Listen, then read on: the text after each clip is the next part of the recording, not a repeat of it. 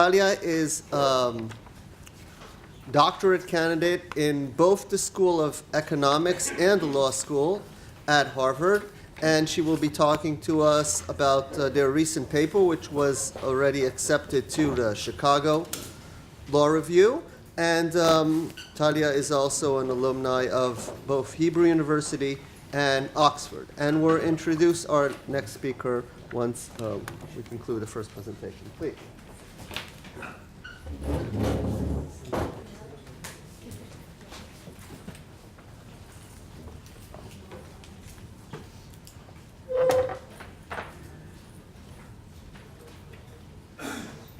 Seem to work. לא.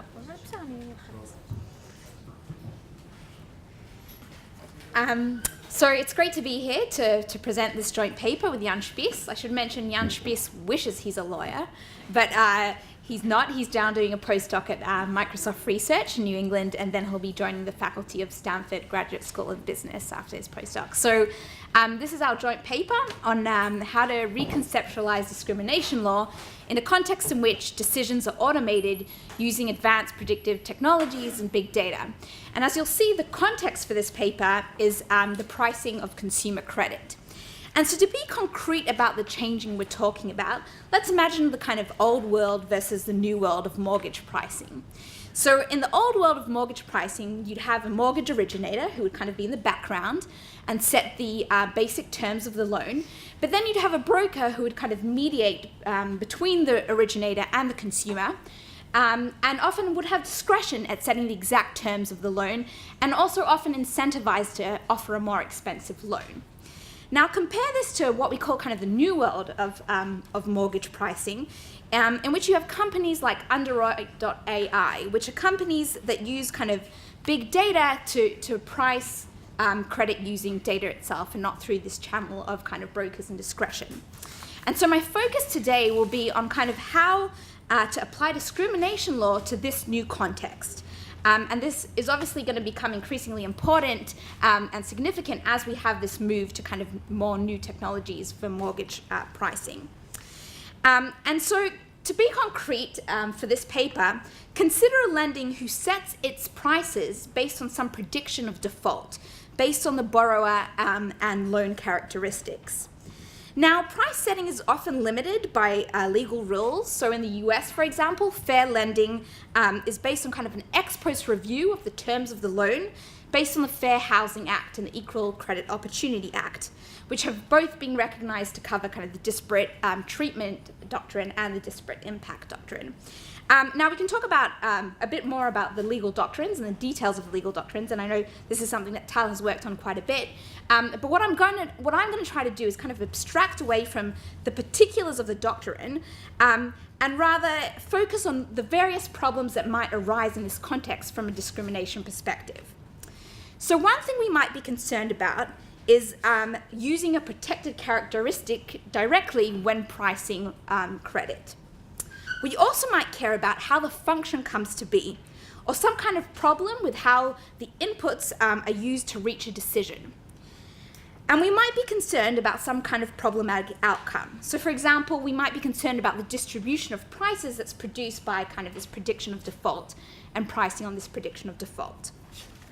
And so the extent to which you think each of these three things are an issue very much depends on your interpretation of the legal doctrine, which is highly disputed, and I won't take a direct stance on what exactly the legal doctrine is, but rather I'll ask how kind of existing tests for discrimination carry through to this new context, and what are the plausible approaches for discrimination law in this new context.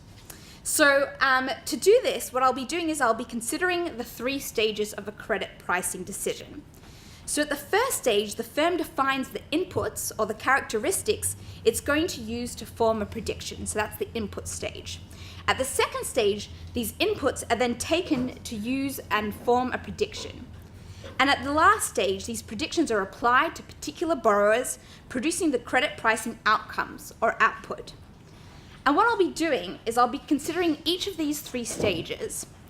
And I'll argue that while you would have thought that the ability to restrict inputs is a significant promise of machine learning pricing, this is limited in reducing disparity. Second, I'll argue that attempts to scrutinize decision rules produced by machine learning are limited by big data interpretability constraints. And I'll be ending with an important path forward by discussing a framework of how to test pricing outcomes using a method we call discrimination stress testing. And so to demonstrate these arguments, what I'll be doing is I'll be using a pricing simulation exercise. And in this pricing simulation exercise, what we're going to do is we're going to imagine a firm that uses past default data to predict new prices or to set new prices. Now, ideally, we would have a data set that a mortgage originator might have that includes kind of all past loans and their outcomes, and then use that data set for this prediction problem. But because we don't have access to that kind of full data set that a mortgage originator potentially would have access to, what we're going to do is construct a data set. And the way we do this is we use the rich Boston Fed HMDA data. And so for those of you not familiar with the HMDA data, in the US, basically, most mortgage originators need to report all loan applications and their outcomes. So we're going to use that kind of data set with all kind of the information at the time of application for a mortgage. But because that data set doesn't contain the outcomes of the loan, so it doesn't follow the loans throughout their lives, so we don't know the outcome or whether there's a consumer default, what we're going to have to do is simulate the default rates. And the paper kind of provides more information on exactly how we do this. But what's important for this presentation is that you shouldn't, anything I show you on default rates, you shouldn't interpret as necessarily saying something about real world default rates. And so what we'll do, so there will be two stages. At the first stage, we'll train the prediction function on 2,000 past customers, primarily using a random forest and lasso regression. And then we'll take that prediction and we'll apply it to kind of a holdout group, so a new group of customers, and then we'll examine the kind of predictions or the prices that are produced by applying that prediction to a holdout group. And so just to give you a sense of what this would look like, here we have kind of the prediction that's applied to a holdout group, and so in the blue, you see the distribution of the prediction for whites. In the red, you see the prediction for blacks, and in green, you see the prediction for Hispanics. And so you can see there's quite a lot of variation in terms of the prediction of default between these three groups. Okay, so now turning to my substantive arguments. Okay, so excluding characteristics is quite central to discrimination. And this is because legal rules often prohibit the explicit consideration of a protected characteristic like race or gender when pricing. But this has also been one of the kind of most significant challenges for discrimination law, because the formal exclusion of a protected characteristic can rarely be guaranteed in a context in which your protected characteristics might be observed by the decision maker. So think about the broker. The broker very often observes the protected characteristic, so it's very hard to formally exclude, to formally guarantee that characteristic was not considered by the decision maker. So you would have thought kind of in the algorithmic context, kind of the big opportunity here is that you can formally, because you define what inputs go into your algorithm, you have this opportunity to kind of formally guarantee the exclusion of certain characteristics. But there are two main problems with this perceived opportunity. So the first problem is that machine learning illuminates how racial disparities persist even with the exclusion of a racial characteristic. And so to demonstrate that, here's the graph that you've already seen. So this is the graph of the predictions, the distribution of predictions by group using all available characteristics, including race. Now here we exclude race from the prediction. And we can see that the disparity somewhat goes down, and I should mention that those vertical lines kind of represent the means of each group. And so disparity does go down a little, but to a large extent it persists even with the exclusion of race. And that's because a lot of the disparity between kind of whites and non-whites is being captured by other variables other than race. Now what we do is we exclude 10 variables that correlate with race. And again, we see that to a large extent, disparity can persist. And this is because in big data, correlations are so ubiquitous, which means that restricting input is not a direct solution to price disparity. Now, a second reason to be wary of an input restriction approach, if we care about kind of disparate pricing, is that in many contexts we might actually want to include race in our pricing algorithm. And so I'll demonstrate this through a stylized example. So imagine people can be of kind of high or low credit worthiness, and that the underlying truth is that there's no correlation between credit worthiness and race. But we don't observe people's credit worthiness. What we do observe is their credit score. So obviously this is in the US context. So we observe people's credit score. And there's some high credit-worthy non-white borrowers who have low credit scores. And if you think why might that happen in the real world? So one of the reasons that's been discussed in the literature is, for example, that credit scores are very much biased towards large financial institution lending. And so that might cause a situation where there's a group of minorities that have low credit scores despite being of high credit worthiness. Now, if we were to predict credit worthiness while excluding race, the high credit-worthy non-whites with low credit scores would be paying significantly more for credit.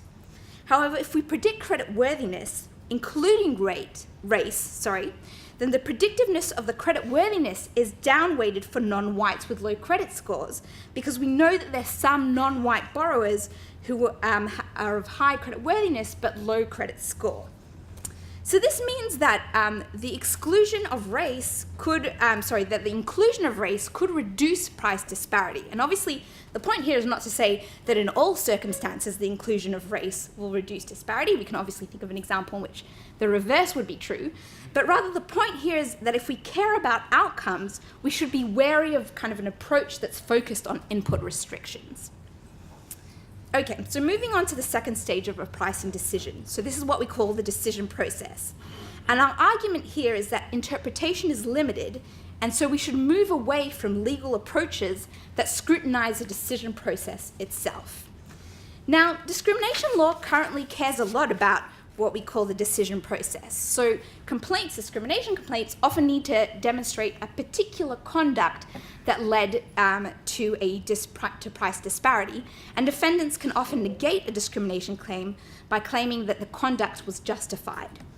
And so a central question is, how do we scrutinize the decision process in the case of kind of machine learning pricing? And so to consider this, we look at a lasso regression. So a lasso is a type of linear regression that selects the variables among many that it deems most important for prediction. So it would look somewhat like this function. And so when we look at this function, we essentially get two bits of information, right? The first thing we see is we can see which variables are selected by the lasso of the many it could have selected from, and we see the weights that these different variables receive. So the perceived opportunity here is that kind of the first time, because we have this pricing rule, we're able to analyze the pricing rule to see what might be driving price disparity. However, this type of variable importance analysis is problematic in the context of machine learning. And this is because this type of representation, so the selection of variables and the weights they get, isn't stable. And so to demonstrate that it's not stable, what we do is we take our population of lenders, and each time we randomly draw a sample from that population, and then we run the lasso regression each time on that randomly drawn population. And what we're interested in seeing is whether each time the variables that are selected by the lasso regression are the same that were selected in previous draws. And so this graph shows which variables get selected in each of the 10 draws. So each column represents a different draw from our population, and the black and white bars represent which variables were selected or not selected by the lasso regression that was run on that sample. And so you can see there are a few variables that consistently get selected by the lasso regression, but most variables do not consistently get selected. And so why is this? Well, that's because of the correlations in the data. So let's say there's two variables that are highly correlated. Sometimes the lasso regression is going to select one of them, and one time this lasso regression is going to select the other one. But both variables provide the same predictive information, and so which one is included may be random. Note, however, despite the instability of the variables being selected, that the distributions of the predictions may look very similar. So you can see here, these are two distributions produced by different lasso regressions, but we can see that they are quite similar, the distributions by group produced by these two lassos. So while you would have thought that this type of analysis, so scrutinizing kind of the variables that the function itself selections, would be helpful and perhaps equivalent to what we talk about kind of in conduct scrutiny, but this is limited with big data. Okay, so I'll end with the last stage of a pricing decision, so the pricing outcome or output. And here there is an important path forward that is possible because of machine learning pricing. And so, as I mentioned in the previous section, the decision rule in abstract is not something that can easily be interpreted. But when you apply the pricing rule to a particular population, so specific people with specific characteristics, you get kind of a list of prices or a distribution of prices, and that is something you can analyze. And essentially that's what I've been doing throughout the presentation, so I've applied the prediction to a holdout group and kind of looked at the distribution that that produces. And so this allows for the testing of a pricing rule before it's even applied to actual borrowers, and it allows of the testing of the pricing rule on any sample population. So, we don't need to wait around to see the materialized prices for particular borrowers, but we can say something about the pricing rule before it's actually applied. And the reason we call this discrimination stress testing is that it reminds us of bank stress testing. So what happens in bank stress testing is you have this forward-looking test of bank performance under certain hypothetical financial scenarios, which allows regulators to make some evaluation of the bank. And similarly here, regulators can take a pricing rule, apply it to a population, and evaluate it for discrimination compliance purposes. So what I'm going to do with the time that's left is I'll discuss various steps for regulators in developing such a test.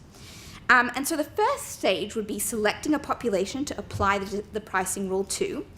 The second is making a determination of who is similarly situated, which is kind of a known legal test in discrimination law. But because of time, I kind of will skip that section, but if that interests anyone in the Q&A, I would love to expand on that more. And the third stage is kind of designing the concrete test for disparity. And the two main tests that we have worked on is one is we call a residuals test, and one is the error rates test. Again, here, because of time, I'll skip the residuals test and be focusing on the error rates test. So defining the target population to test the rule. So it's important to note that the distribution that's created by applying a rule to the population is highly sensitive to the particular population that you use. Even if you apply the same rule or same prediction, the distributions you'll get will very much depend on that particular population. And so one way to see this is by comparing these two graphs. So here the same rule, so the same prediction, was applied to two different groups. The group on the left, excellent, the group on the left covers people from more urban Boston counties, and the group on the right includes people from more rural Boston counties. And you can see that these distributions look quite different despite the fact that the same prediction was applied to these two groups. And so obviously this raises the question, well, how should the regulator select the sample population to apply to a pricing rule? So one question we care about is how does a pricing rule of one lender compare to pricing rules of other lenders? In which case, what would be important is to keep the population constant across lenders.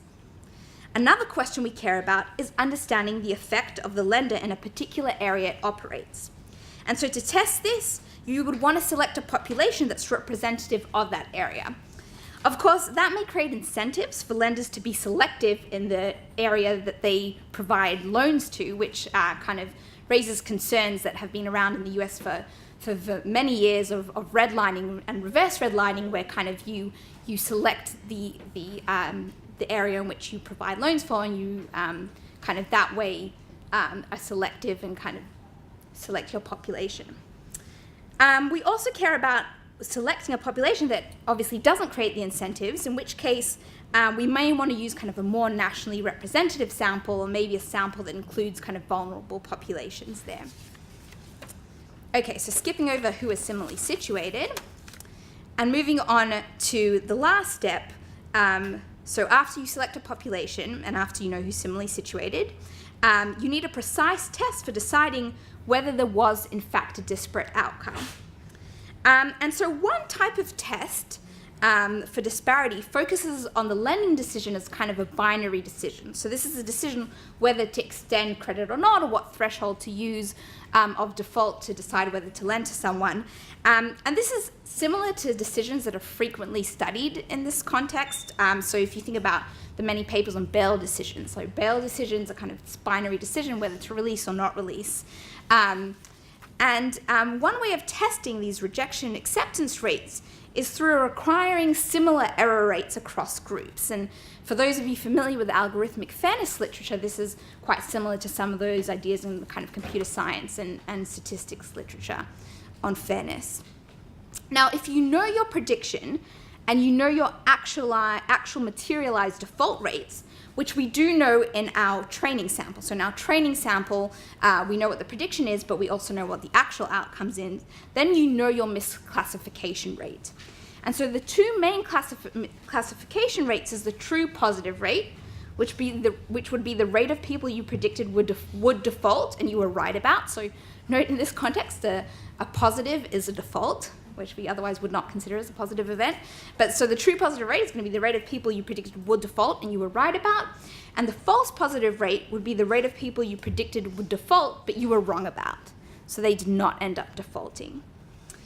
And so let's see what this would look like in our sample. So this is an ROC curve, which is essentially the trade-off between these two rates, between the true positive rate and the false positive rate. And so one way to think of an ROC curve is some measure of kind of the accuracy of the prediction. So the more you're kind of in the left upper corner, the more accurate your prediction is. And so what we've plotted here is we've plotted the ROC curve by group. And so there's two things to note when we look at these ROC curves. So the first is if you want the rate to be the same across different groups. So let's say you wanted a true positive rate of 0.75. So that would say that the rate of people that you predict would default and that you're right about, you want it to be 0.75 for all borrowers. So if you were trying to achieve that, you would have to have group-specific thresholds for lending. So you couldn't set kind of the don't lend at the same threshold for all three groups if you were trying to achieve the true positive rate to be the same across groups.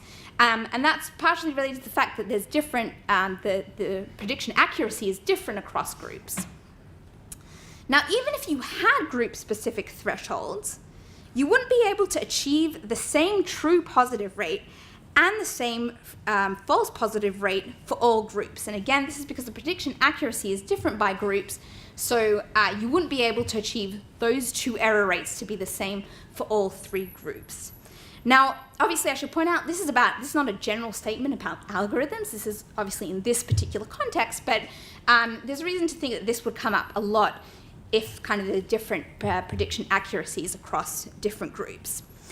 So that any test that's based on equalizing odds may actually require different treatment by groups, which raises its own concerns, and you would likely have to select kind of one criteria in terms of odds to focus on and which misclassification rate to equalize across groups. So to conclude, although machine learning pricing has a number of perceived opportunities, there is a mismatch between old law and new methods. With respect to inputs, the formal restriction will not remove price disparity when correlations are ubiquitous, as in big data. And in this context, exclusions may be undesirable if what we care about is price disparity. With respect to the decision process, the perceived opportunity is that we observe the pricing rule and may be able to say something about the pricing rule itself. However, the confound is that we should avoid putting too much weight on the variables that the pricing rule uses. And with respect to outcome, we think there's an important opportunity for regulators to create more effective ways of dealing with discrimination by testing pricing rules in a forward-looking and more meaningful way. Thank you.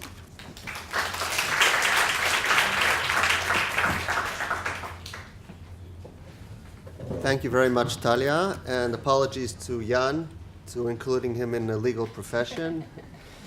But, lawyers, 99% give the 100% a bad name. We now turn to George Bouchagiar's presentation. George comes to us from the University of Antwerp, and he studied previously in Greece and the Netherlands, right? And he will be talking to us about fighting algo-discrimination, yet another perspective of what we heard thus far. Please, George. I think this is your presentation.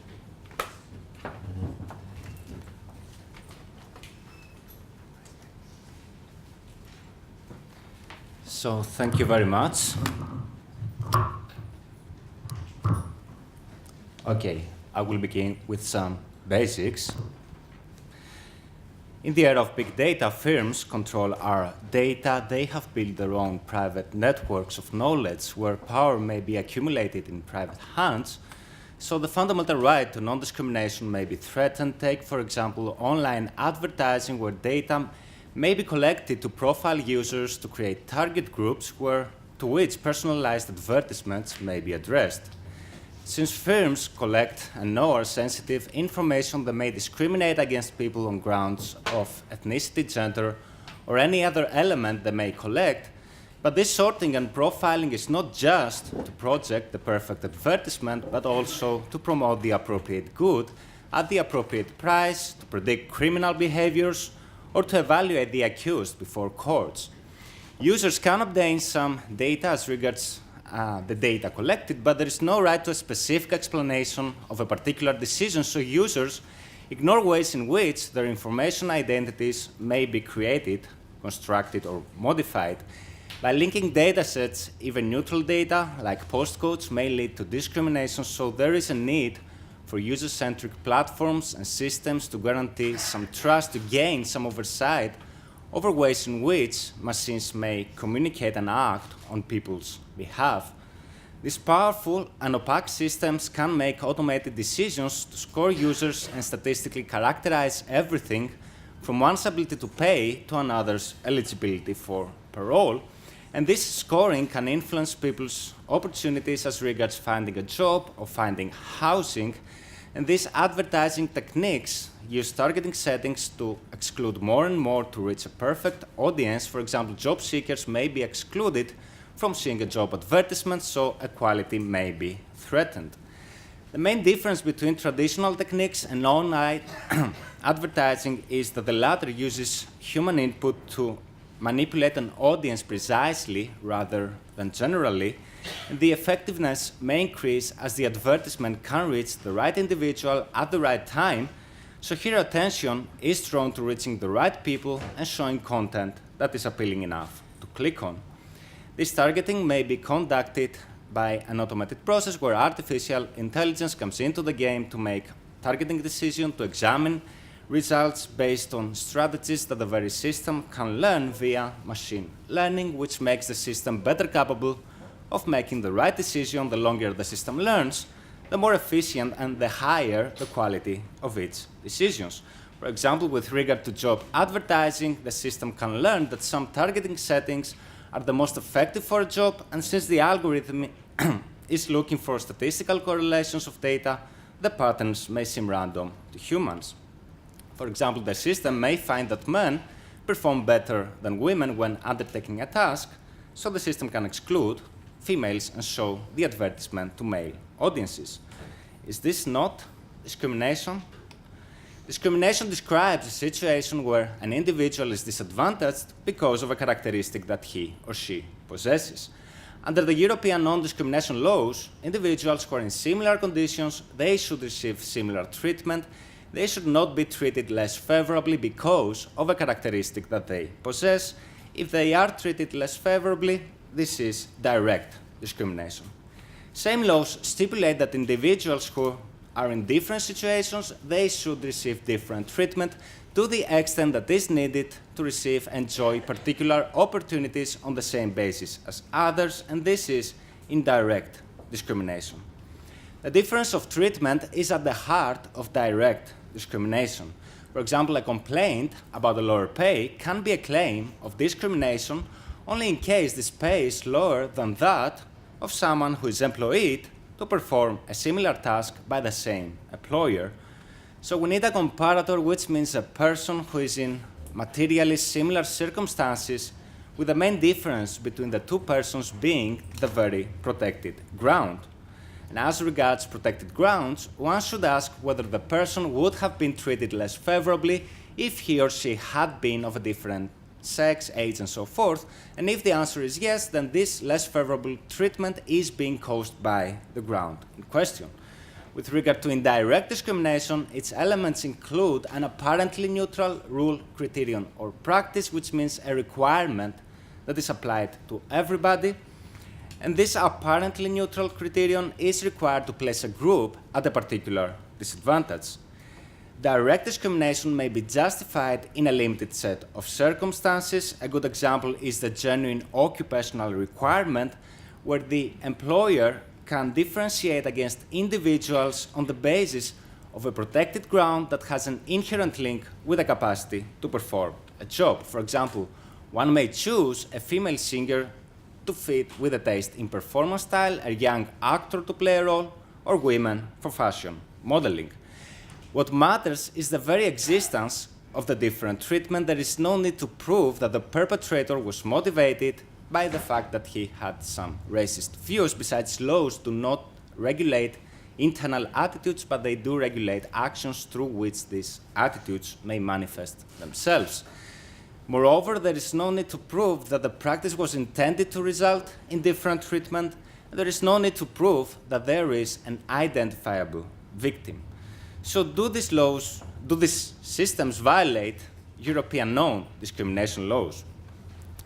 Online advertising is based on data collected. The more accurate the data, the more effective the targeted advertising efforts which are to be fueled. For example, Facebook creates profiles based on data that we, the users, provide. This data may not be true, but this is irrelevant because discrimination can be based on an assumed ground, whether true or not. Besides, there is no need for an identifiable victim, and this is very important because those who are excluded from seeing a job advertisement, for example, they do not know they are being discriminated against. They will never see the advertisement. So the answer seems to be straightforward. They use targeting settings to narrow down an audience to exclude people based on these grounds, so this is direct discrimination. But could this be justified? Direct discrimination may be justified when it is in pursuit of aims expressly set out in legal provisions. The example of the genuine occupational requirement here, the different treatment based, for example, on sex may not be discriminating when, by reason of the nature of activities, the characteristic is a genuine occupational requirement, provided that the objective is legitimate and that this requirement is proportionate. For example, we can employ an Indian in our Indian restaurant to maintain authenticity. We will not go to jail. We can also set an age limit at the age of 30 years old in fire service to guarantee operational capacity. This could be a legitimate objective. Proportionality is met if there are no other measures that would achieve the same result while being less harmful, and if the exception is in general of a transparent nature. So if all these criteria are met, the exception applies. But as regards online advertising, the procedures are opaque, so we cannot know whether the objectives are legitimate, whether derogation is necessary. Firms massively collect our data, the process is automated, so we cannot know whether there are other measures that would achieve the same goals while being less harmful. And in any case, the transparency criterion is not met.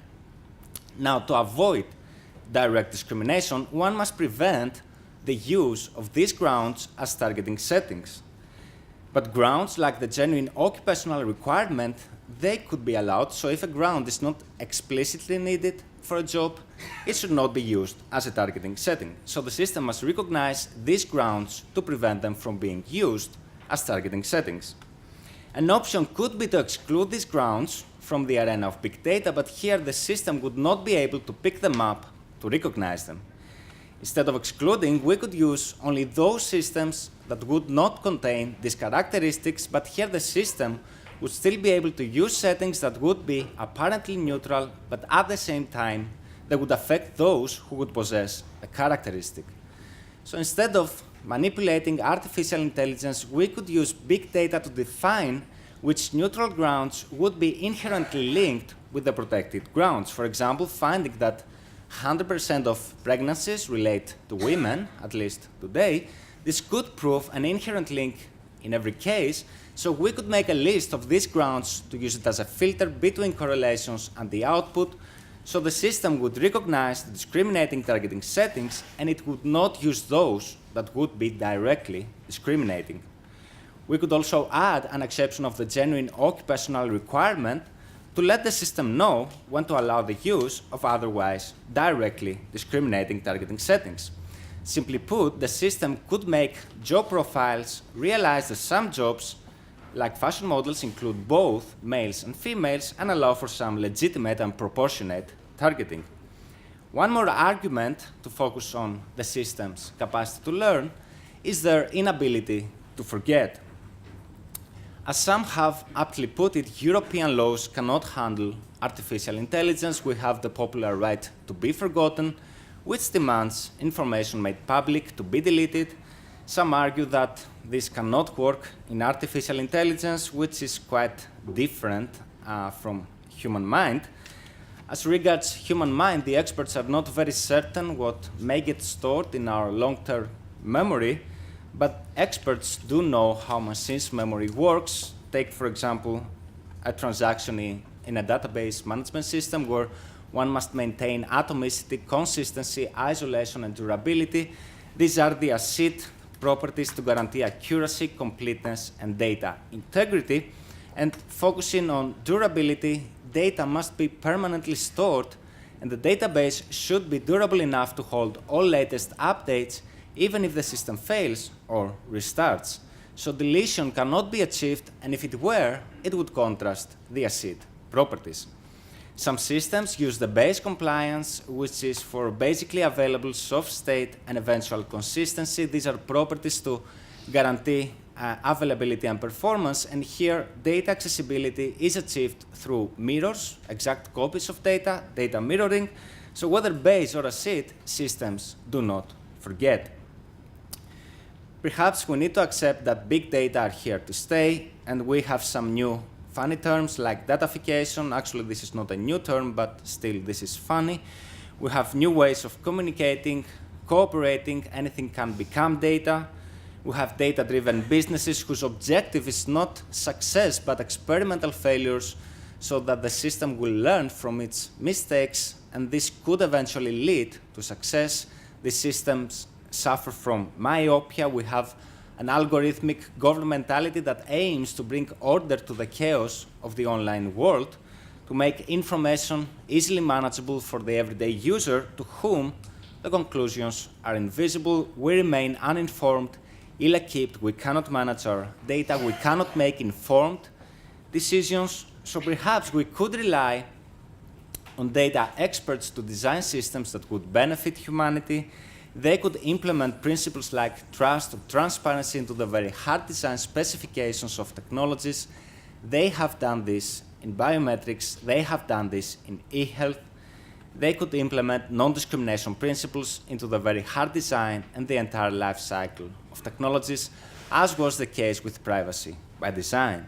Simply put, instead of letting the system finding that females perform worse and excluding them and showing the advertisement to male audiences, we could let the system recognize the discriminating targeting settings, not use those that would be directly discriminating, and let the system learn when it could allow the use of otherwise directly discriminating targeting settings. Thank you very much.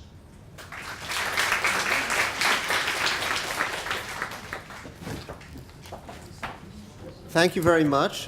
These were two very interesting and thought-provoking presentations. We don't have a lot of time for this panel, so I would want to quickly turn it around to Q&A. Before that, just make a few brief points.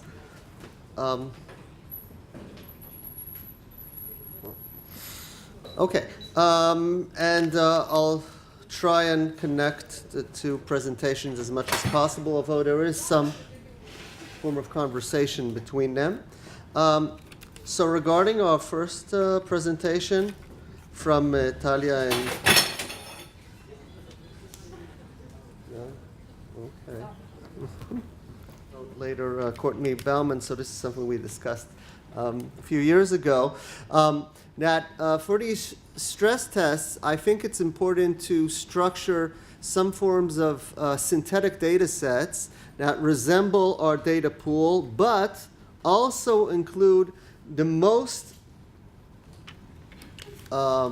protected factors which pertain to race and all its factors. So this also connects to what George was talking about. He was addressing the problem with assuring that the data set will not be discriminatory because we remove the discriminatory factors from it, and then we will use a proxy such as pregnancy to assure that we are not discriminating against females. Now, rather than go along that way, what I think would be interesting is to perhaps vest this authority in the hands of a third party, perhaps using secure multi-party computation or some form of a method which allows the party to receive a data set without actually being able to read it, run it while comparing it to the newly developed algorithms, run these stress tests or dry runs, give a certain grade, and thereafter allow this system to go out into the world. My final comment to both George, Talia, and Jann is the importance of not losing sight of the theory. So sometimes I'm concerned that in the computer science community, even in the policy community, we start worrying about designing against discrimination, but we forget what we're trying to achieve. George started articulating the various objectives here. He talked about protecting a group against things that could happen to it. On the other hand, he talked about possible bigotry, which might be driving it.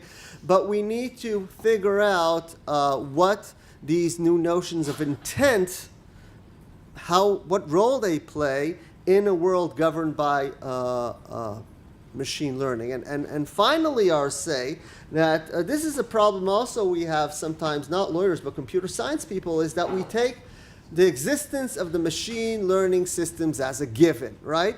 But perhaps if we decide on a policy level that the systems discussed here are, with their low level of interpretability, are unacceptable, so that's just how it's going to be. And for example, in the credit laws in the United States, the law indicates that individuals must receive the 4 top factors which influence the decision. Now, commonly, computer scientists come to me and say, well, we don't know what the 4 top reasons were. And I say, okay, so you're just carrying out a process which does not comply with law. That's your problem, not mine. But finally, we need to keep our eye on what's happening now. Maybe it is my problem, because we see Silicon Valley engaging in regulatory arbitrage. And this is happening in many fields. It's happening in the hotel and travel field. It's happening in taxi and transportation field. It's beginning to happen. This is something that Nitzan did a lot of work on, and also Yafit. So it's happening in insurance, and it's happening in finance. So Nitzan and Yafit have key articles on this issue. And what we see is new firms coming in, engaging in these forms of analyses outside the regulatory regime set up to regulate credit agencies, banks, and insurance companies, and putting these entities in a disadvantage. The entities that Talia is looking at their information, and George is thinking how we regulate them. So, and they also benefit from venture funding and lack of transparency, and also being a global firm that could take advantage of not being subject to the regulation. So now we're really in this very difficult point. We need to decide, what are we going to do? Are we going to start changing and mending our rules, allowing banks to be more competitive, Or we will keep them under the strict regime. In Europe, we have these gender laws that put insurance companies in serious problems according to what they say, because they cannot discriminate between men and women, and allowing these firms coming in these niches and sweeping up all the customers before the regulators even have a chance. So this is why the work we just heard about is so important. If you want perhaps to respond to each other's comments, we could do so, and then maybe open it up for a few minutes of questions. Okay, so those were excellent. Those were excellent points. So thanks, Tal. I'll mention. You rightly point out there's a large computer science and statistic literature that's very interested in the question of kind of what is the definition of fairness, and under what conditions can we satisfy different definitions of fairness, and that literature is very important for us when we're developing the specific test for disparity. Of course, the big difficulty there is that there's this very, very big disconnect between the computer science literature and statistics literature and the more normative literature in law and political theory. So part of the attempt of this paper is to kind of bridge that gap and talk about what is a legal way of thinking about discrimination. Of course, as you point out, as a consumer of the discrimination literature, what is quite amazing about discrimination law is that it is so highly disputed, not only what the specific doctrines are in the test and how to apply them, but even with respect to the foundations, the theoretical foundations of discrimination law. And so obviously we're not solving that, we don't take a stance on that, but we have a framework that we think is flexible enough when the people who do discrimination law can tell us more about what the exact grounds of discrimination law should be about. With respect to kind of the current problem, so you mentioned kind of the Equal Credit Opportunity Act and its implementing regulations, so that's Regulation B requires currently that lenders kind of explain the grounds for denying credit. And I think this is a serious challenge even before we even get into machine learning. Even under kind of traditional pricing of credit, it's not clear how one would fulfill that requirement in a way that would be meaningful or accurate or allow for any kind of action. And so I think that clearly this context of machine learning is going to push us to really rethink things like Regulation B. But I don't think that that's a problem that's only created by machine learning pricing that just previously existed. But somehow through the existing legal regime, we were able to create kind of lazy law. We didn't need to define the exact boundaries of the legal doctrine because we had so much opaqueness around the human decision-making process. You know, when a broker makes a decision, what is the exact grounds of the decision? Well, you can't really disprove anything they claim in a way. And so I think that allowed us to live in this world of lazy law that isn't so possible through this automated context. Thank you very much. So I believe we need to understand where we are starting today. Today machines more than ever predict our behavior, they more than ever make decisions on our behalf, they act on our behalf. Take for example Spotify. Spotify proves that even music has become a consequence of an algorithm. And interestingly, many decades ago, experts proposed some very basic principles to govern, to regulate the design of systems, some very basic principles. And I believe we do have flexible laws that could apply, and these laws do exist. Of course, it is not possible to draft a new law each time a new technology emerges. So I believe we could agree on some basic principles that could govern the design, but not just the design, the whole entire life cycle of technologies, while experts discuss to draft new laws to govern the emerging technologies. And as regards existing flexible laws, I would propose fiduciary laws. I'm not certain whether you're familiar with fiduciary laws. Fiduciary duty is a legal term that refers to a duty that a person who manages someone else's power or property has in relation to the owner or the beneficiary of this power or property. And these fiduciary laws are laws that deal with relations based on trust, and trust enables an individual to be willing to make herself vulnerable to another party despite the risk that this other party, the entrustee, may act in a way that can harm the entrustor. And fiduciary may be a label that can apply in many topics, like in the relationship between a physician and a patient, or an attorney at law and a client, or a bank and a customer. So fiduciaries may have multiple duties, but some important duties, like the duty of loyalty to act for the exclusive benefit of the entrustor, this could apply in case of this relationship between the users who are in the weaker position and those who design the systems, who provide the services, who have this superior position. So I believe we do have laws that could apply. Thank you very much.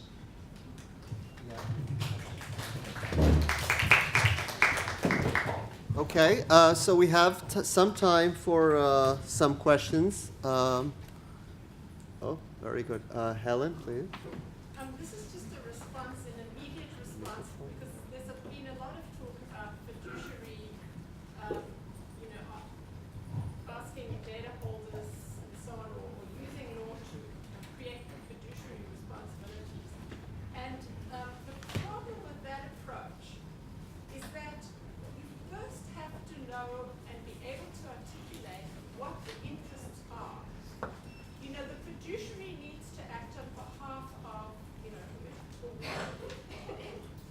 specifically in this case of bias and discrimination, you first have to resolve the societal question of what counts as acceptable characteristics to inform a decision about particular individuals or groups of individuals before you can then articulate what the role of it's like gets things back to front.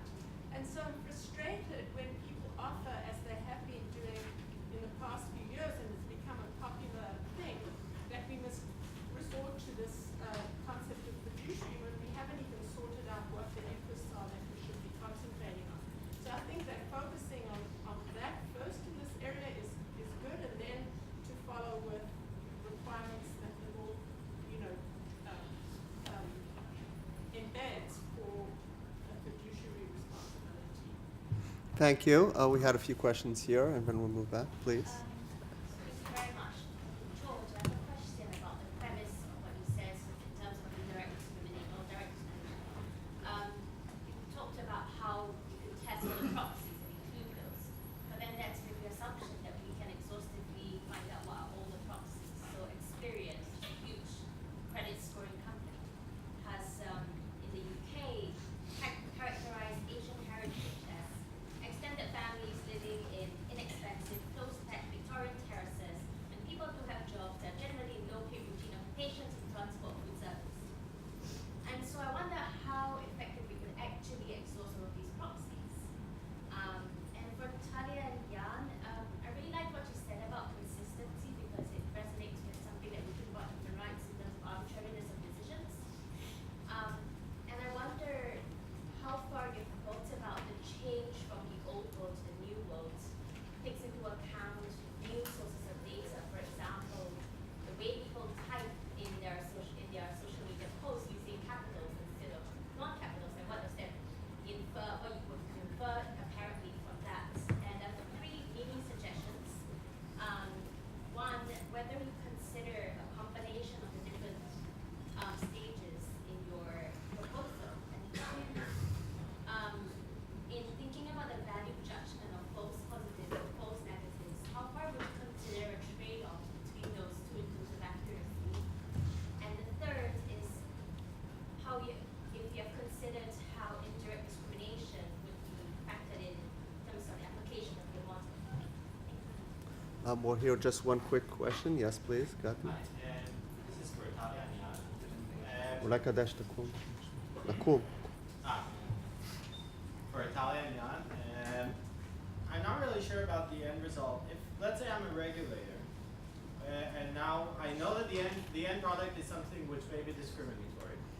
Now, if my benchmark was the old human person making the decision, it may have been in the end result discriminatory, but as long as I couldn't prove that his reasoning was discriminatory, I wouldn't get involved.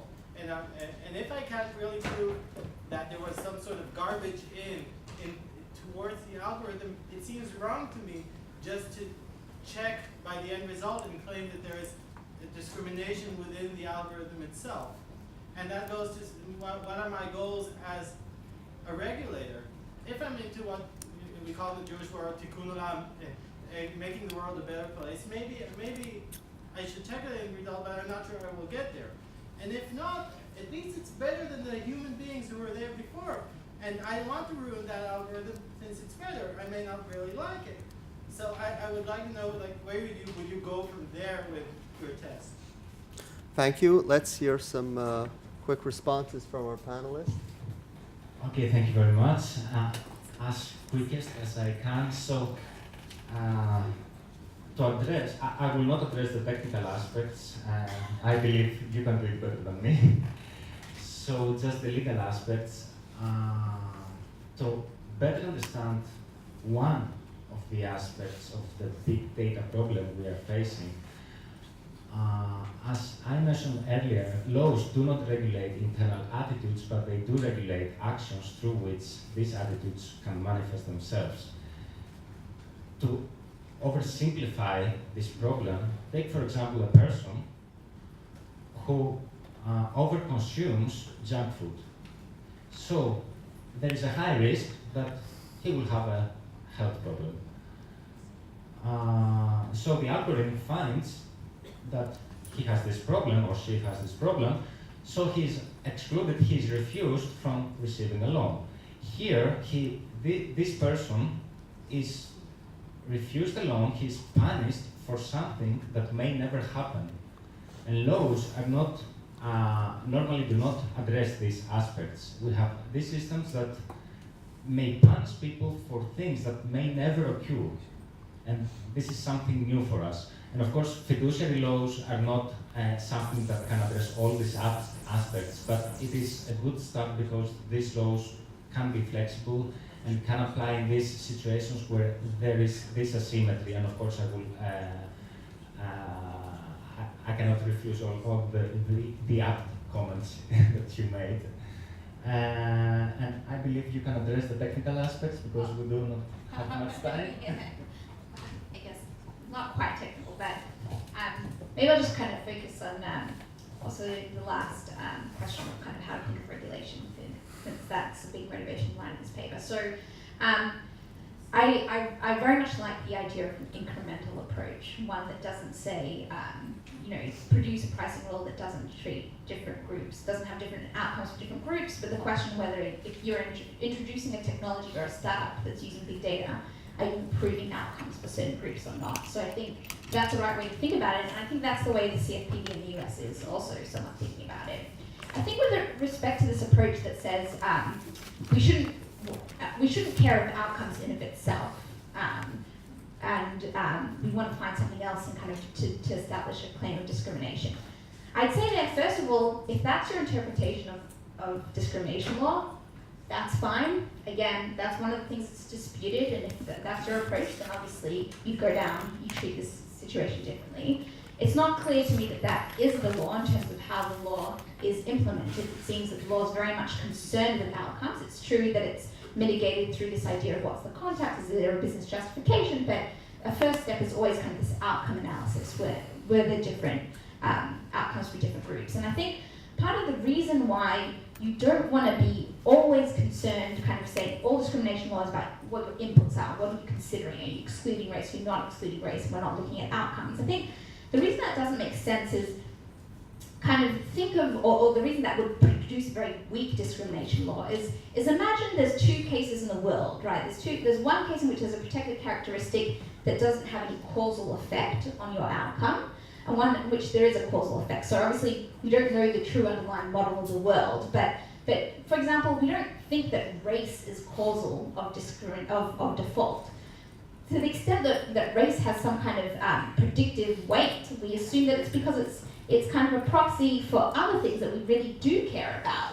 And maybe it's not observable, maybe the algorithm can't consider the other things, and that's why it's using race. And so in that case, you can say exclude race, but what's really the meaning of that? I mean, as our data improves, as we no more than more observables, then anyway race is not an important thing. And so a legal regime that just says exclude race as kind of the focus doesn't seem to make much sense. But then you have to think that discrimination law very often says you can't produce different prices on a dimension that clearly is causal for the outcome you're trying to predict. So if you're trying to predict, let's say, healthcare costs to determine premiums in like a private healthcare system, and the law says you can't charge different prices to women and men. Well, I mean, if you're a woman, you're going to have very different costs of healthcare. And then, so if you formally exclude sex from your algorithm, all your algorithm's going to do, and this is also obviously a personification of the algorithm, all your algorithm's going to do is try to work as hard as possible to infer someone's gender or someone's sex. And so then, in that case, then we're going to have a real problem with this formal exclusion issue. And I think what we're trying to demonstrate is that the best way the legal regime can kind of get to what the law is, which is that you don't want women and men to pay different prices, is through the outcome channel because of these limitations of the input and the decision process. And just a word on Vivian's points about accuracy. We weren't thinking about accuracy in of itself as a dimension that you want to get right in this context, but rather are the levels of accuracy the same across group? And this is something that we clearly have to think about. I suspect that on the dimension of accuracy, you're nearly always going to get the machine learning doing better than the human being. But I think that that's an important dimension to give more thought to. There's still much left to discuss. You want to add? I just wanted to add one small thing. I was advised that I should let my lawyer do the talking, but I'll break the rule here. So I just on the point of false positive versus false negatives, just wanted to highlight one fact from the more theoretical literature coming out of Spiess and statistics here. I think what we want to highlight here is simply that there isn't a neutral way of defining fairness or non-discrimination in this context, in that many of those things that we would love to have are not just in this example happening at the same time, but there are theoretical results that in non-trivial cases they just can't be there at the same time. So I think rather than fixing one specific criterion that we propose here, I think our point is more that there is important normative work to be done, which should take its information from this rich literature on algorithmic discrimination coming out of CS and statistics, but it requires a normative judgment. And I think that's the big challenge here, is how can we form the normative judgment based on what is in the law? And since this touches on things that I don't know less about, I'll stop here. Thank you very much to the panelists. So now we will take our lunch break, and we will reconvene at 1:30 to hear Professor Nissenbaum's keynote. Thank you.